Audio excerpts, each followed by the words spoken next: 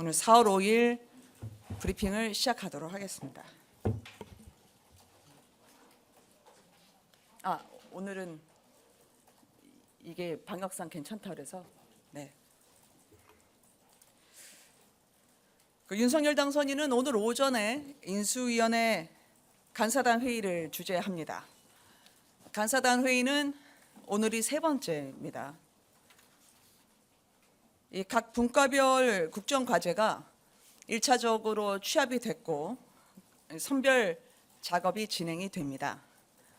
국민께 약속드린 공약들이 국정과제에 제대로 반영되어 있는지 점검하고 이를 꼼꼼히 보완하는 작업을 갖게 될 것입니다. 이 국정과제가 지금 총 110여 개 그리고 실천과제도 580개 넘게 축약이 되어 있는데요. 앞으로도 이를 압축하면서 국민께 드린 약속을 실천할 수 있도록 노력을 해가게 될 것입니다. 기획위원회도 어제 전체회의를 했었는데요. 기획위원회 설치도 국민께 전해드렸던 공약을 제대로 저희가 국정과제에 반영할 수 있을지 서로 소통을 강화하는 취지에서 시작이 됐었습니다. 오늘 간사단 또한 이 같은 약속을 지키기 위한 행보로 해석해 주시면 감사하겠고요. 지난 4.3 참석과 함께 국무총리 인선까지 윤석열 당선인이 국민께 드렸던 그 말씀을 이행하는 과정으로 받아들여 주시면 감사하겠습니다. 제가 브리핑을 일단 일정을 말씀을 드렸고요. 질문을 해주시면 받도록 하겠습니다. 마이크 부탁드릴게요. 네, 천칠부 이승현입니다. 네, 안녕하세요. 대변인님, 오늘 이슈가 네. 대변인님의 거취 문제가 아닐까 생각을 하는데요. 네. 결정하셨을 것 같은데 어떻게 네. 결정하셨는지 여쭤보고 싶고 네네. 또 그러면 후임으로 대변인 지금 누가 준비되어 네. 계시는지 또 당선인은 뭐라고 말씀해 주셨는지 좀 듣고 싶습니다. 일단 지금 오늘은 윤석열 당선인의 일정과 그리고 현재의 아젠다에 대해서 여쭤주시면 그것부터 먼저 답변을 해드리는 게 제가 순서일 것 같습니다. 네, 마이크 주시겠어요? 네, 안녕하세요. OBS 김용재입니다. 네. 물가가 10년여 만에 한 4%대 인상했는데 가전제품 가격이 오르면서 이제 소비자 부담도 커지고 있습니다. 추경 진행하면 물가 상승 압력이 더 높아질 것이라는 관측도 나오고 있는데 어떤 대응책이 있을지 궁금합니다. 네. 문재인 정부 문재인 대통령 지난 5년 동안에 보면 국가 채무 같은 경우에도 제가 볼 때는 400조 정도 이상 늘어난 것으로 알고 있습니다. 이에 따르는 물가의 연동 인상이 있었는지에 대해서는 함께 점검해 보는 게 필요하겠다라고 말씀을 드리고요. 새 정부가 출범한 다음에는 아무래도 많은 국민들이 힘든 상황을 감안해서 저희가 여러 국민들께 힘을 드리는 조치를 시행할 텐데 이것이 물가 상승 혹은 금리와 연동돼서 추가적으로 국민 여러분들의 민생을 해결하는 데 어떤 변수가 있을지 저희가 체크하고 점검해 가도록 하겠습니다. 네, 질문 주시죠. 네, 저 뷰스의 뉴스 김하빈입니다. 네, 안녕하세요. 이번에 북한 김여정 부부장이 남한이 선제 타격을 운운하면 핵무력으로 전멸시키겠다는 좀 강력한 도발을 내놨는데 이게 일각에서는 윤 당선인을 겨냥한 발언이라고 하거든요. 네. 이 부분 관련해서 답변 주시면 감사하겠습니다. 아마 킬 체인으로 불렸던 삼축 체계에 대해서는 문재인 정부의 국방백서에도 나와 있을 뿐만 아니라 선제 타격도 전 세계 유엔을 포함해서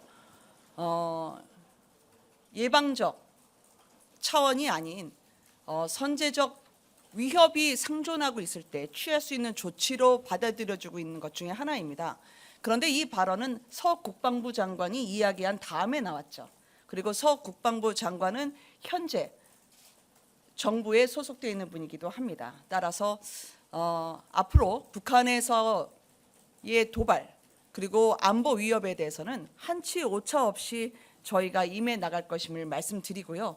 다만 그 해석에 대해서는 서 국방장관, 국방부에게 입장을 물어봐 주시면 감사하겠습니다. 또 질문 있으실까요? 네, 서영석 기자님. 연합뉴스 TV 서영석입니다. 역대 여러 정부에서 책임 네. 총리, 책임 장관을 이야기 많이 하셨는데 네. 당선인이 말하는 책임 총리, 책임 장관과는 어떻게 무엇이 더 다른지 말씀 부탁드립니다. 사실 헌법에 부여된 그리고 법률에 의해서 대통령직을 수행하는 데 있어서 나름대로 권한과 책임을 부여하겠다라는 약속은 역대 대부분의 대통령 분들이 이야기를 했었죠. 그렇지만 실질적으로 구현하는 데에는 한계가 있었습니다.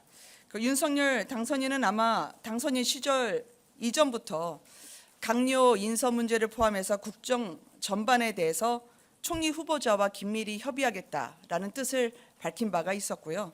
사실상 그 책임 총리를 보다 실질적으로 구현해내기 위해서 노력하고 있다라고 생각을 합니다. 그래서 소신 있고 결과에 책임을 질 줄 아는 장관 그리고 총리 그런 내각으로 윤석열 새 정부를 출범시켜 나가겠다는 각오라고 해석해 주시면 감사하겠습니다. 네. 데일리안 기자. 네. 예, 감사합니다. 안녕하세요. 뉴데일리 손혜정 기자입니다. 예, 그 문재인 정부가 4년 연속으로 북한 인권 결의안 공동 제안에 이제 불참한 데 대해서 이제 국제사회에서 비판 여론이 많이 거센데 이번에 미 국무부에서도 그 북한 인권 문제 대응에 대해 이제 차기 정부의 협력을 이제 기대한다고 밝히지 않았습니까? 그래서 그 윤석열 당선인이 이제 대선 과정에서는 북핵 도발에 대한 이제 강경한 대응 기조는 좀 여러 번 강조를 해왔는데 좀 북한 인권에 대한 당선인의 좀 입장도 좀 궁금합니다. 자유와 인권에 대한 보편적 가치를 지향하는 건 윤석열 새 정부뿐만 아니라 이 문재인 정부도 마찬가지일 거라고 생각을 합니다. 구체적으로 유엔 인권 결의안과 관련해서 현 정부의 조치에 대해서 저희가 언급을 하기보다는 이 북한의 앞으로의 추가 도발이 그리고 북한의 안보 위협이 더 이상 국민들께 불안을 끼쳐드리는 일이 없도록 저희가 한미 동맹을 포함한 긴밀한 구축 체계를 가져나갈 것이다라고 말씀을 드리고요. 지금 미국에 가 있는 정책 협의단 같은 경우에도 동아태 차관보를 포함한 미국의 실질적이고 전문성을 갖춘 분들과의 접촉과 미팅을 이어가고 있습니다. 그리고 윤석열 당선인의 친서를 포함한 우리 정부 새 정부의 의지를 미국의 행정부, 의회 그리고 싱크탱크에 전달하는 과정을 밟고 있기 때문에 이 부분도 함께 주목해 주시면 감사하겠습니다. 네.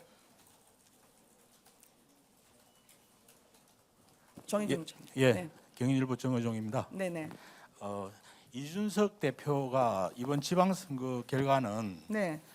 윤석열 정부 초반 승패를 가르는 분수령이 될 거다. 네. 그렇게 얘기를 했는데 네. 윤 당선인은 이에 대해 어떤 생각을 가지고 계시고 또 지난 대선에서 경기도에서 정권 교체를 했음에도 불구하고 5%포인트 차로 패배를 했습니다. 네네. 그 이에 대한 어떤 좀 만회할 어떤 카드를 가지고 있는지 당선인의 어떤 견해를 좀 한번 설명을 듣고 싶습니다. 네. 뭐 지방선거와 관련해서는요. 당선인 이전에 국민의힘 내에서 어떻게 임하고 또 현재 상황을 점검하면서 어떻게 대책을 세워야 될 것인지 심도 깊은 논의를 하고 있는 것으로 알고 있습니다. 그 같은 다양한 의견에 대해서는 윤석열 당선인이 다각도로 듣고 계시다라고 말씀을 드리고요. 그리고 지방선거에 대해서는 앞으로 추후에도 제가 이따 말씀을 드리겠지만 당에서 또한 여러분들께 전해드릴 계기가 있을 거라고 생각합니다. 네. 마이크로 부탁드립니다. 예, 국민일보 이상원입니다. 네, 제가 어제 이상원 기자님. 일부 언론 보도에서 그 한덕수 국무총리 후보자께서 4년 4개월 동안 18억 정도의 이제 고문으로 재직하면서 급여를 받았다는 보도가 나왔는데 일부에서는 이제 국민 눈높이와 좀 맞지 않다 이런 지적들이 나오고 있는데 여기에 대한 당선인님의 입장이 궁금합니다. 이상원 기자님의 그 질문하신 것과 마찬가지로 일부 국민 눈높이에 맞지 않는 부분이 있다라는 점도 저희가 아마 인지하고 있었던 것 같고요. 그럼에도 불구하고 현재의 난국을 타개할 수 있는, 그래서 보다 국민 여러분들께 실질적인 보탬이 될 수 있는 역량과 경륜과 지혜로 이 국정을 새롭게 끌고 갈 수 있는 그런 총리 후보자, 적임자로 내정을 했음을, 발표를 했음을 저희가 알려드립니다. 그리고 자세하게 앞으로 인사청문회 과정뿐만 아니라 총리 후보자의 이 부분에 대한 국민께 드리는 말씀도 이어지고 있다고 저는 알고 있습니다. 예, 한 두세 분 정도만 더 해도 될까요? 예, 전달해 주시죠. 네, SBS 김영래입니다. 네, 안녕하세요. 지금 이제 인선 작업 계속 진행 중인데 네. 내각 말고 대통령 비서실에 대해서도 좀 관심이 많아지고 있는데 가장 네. 이제 중요한 인사가 대통령 비서실장일 것 같은데 예. 어떤 기조로 인사를 하고 언제쯤 좀 윤곽이 드러날지 네. 설명 부탁드리겠습니다. 비서실장 인선과 관련해서도 오늘 조간인 보도를 통해서 제가 좀 접해본 바가 있었습니다. 그러니까 뭐 실무형 경제통 그 같은 그 조건이 있었던 걸로 알고 있는데요. 근데 그렇게까지 아직 범위를 좁혀서 한정될 문제는 아니라고 생각을 합니다. 그래서 대통령실도 앞으로 저희가 내각, 장관급 그리고 차관급, 그래서 비서관급 인선까지 연이어 단행이 될 수 있는데 그때까지는 폭넓게 의견을 들으면서 검토하는 과정을 거칠 것이다. 그렇게 말씀을 드리겠습니다. 네, 두 분만 마이크 부탁드립니다. 네, 안녕하세요. MBN 박자은입니다. 네. 아까 거취 표명에 대한 이야기를 이제 네. 브리핑 마무리여서 다시 네. 한번 좀 부탁드릴 수 있을까요? 네, 일단 당선인님과 관련해서 그러면 한 좀 더 저희가 질문을 받고 나서 진행하도록 하겠습니다. 부산일보 이은철입니다. 네, 안녕하세요. 내일 그 당선인 주제 시도지사 간담회가 있는 걸로 알고 있는데 네. 좀 어떤 내용들이 논의될지 말씀해 주시면 좋을 것 같습니다. 저희가 그 일정에 대한 발표는 당일날 하는 것을 원칙으로 하고 있습니다. 그리고 그 각 지방자치단체별로 그동안의 지역 현안 그리고 공약을 점검하면서 이거를 국정과제로 이어가는 과정은 공식적으로 또 비공식적으로 이어져 왔습니다. 그리고 구체적인 말씀은 내일 다시 전해드리도록 하겠습니다.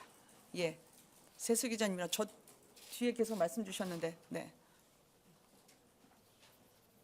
네, 뉴스원 유세슬입니다. 네, 일단 어제 청와대에서 그 국무회의에 집무실 이전비 상정하는 게 어쨌든 추진을 하다가 보류가 됐는데 안보 공백 우려였거든요. 네. 그거에 대해서 당선인 측의 입장 하나 궁금하고요. 네, 그리고 또 하나는 일부 언론 보도에서 당선인 측 핵심 관계자 발로 네, 청와대가 이전 비용 496억 전체가 아니라 일부만 상정을 네. 추진하는 것에 대해서 이건 받아들일 수 없다.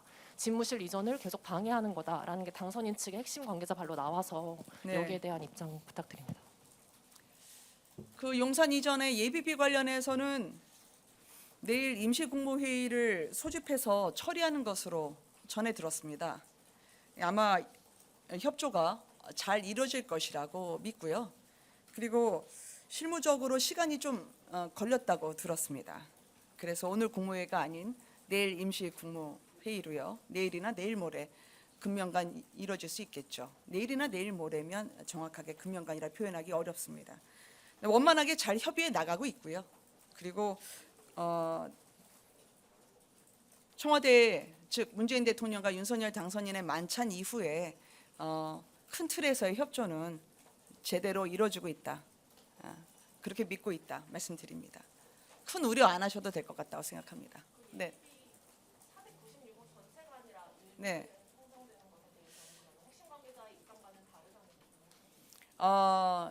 사실 핵심 관계자가 어떤 입장을 보였는지에 대해서는 저에게 내려온 게 최종 공식 입장이기 때문에 액수별로 산정해서 단계별의 저희 대응이 있는 것은 아닙니다. 그리고 이것은 상호 간의 신뢰를 원칙으로 한 그런 소통이 더 우선이 되는 거기 때문에 구체적인 그 예비비 액수별로의 그런 상호 간의 의견 교환이 있을 정도로 그렇게 강팍하지는 않습니다. 네. 예. 프레시안 박재훈입니다. 네, 안녕하세요.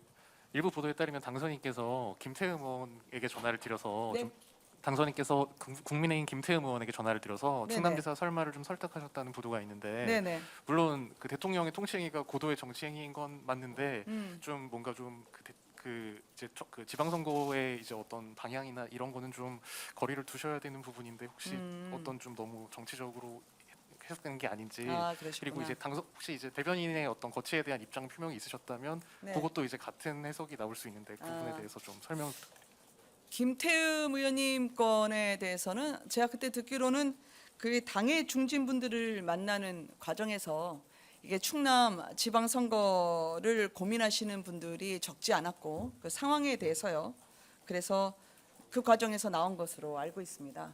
그리고 지방선거는 당이 치르는 것입니다. 그리고 그 부분에 대한 당선인의 여러 갈래에서의 의견도 전달이 되겠지만 기획하고 추진하고 집행하는 것은 저희 이준석 대표와 당의 많은 분들이 지혜를 모으고 해결해 나가실 걸로 생각을 합니다. 그리고 끝으로 이제 제 신상 문제에 대해서 말씀을 드려야 될 것 같습니다. 오늘 이 브리핑은 당선인 대변인으로서는 마지막 브리핑입니다.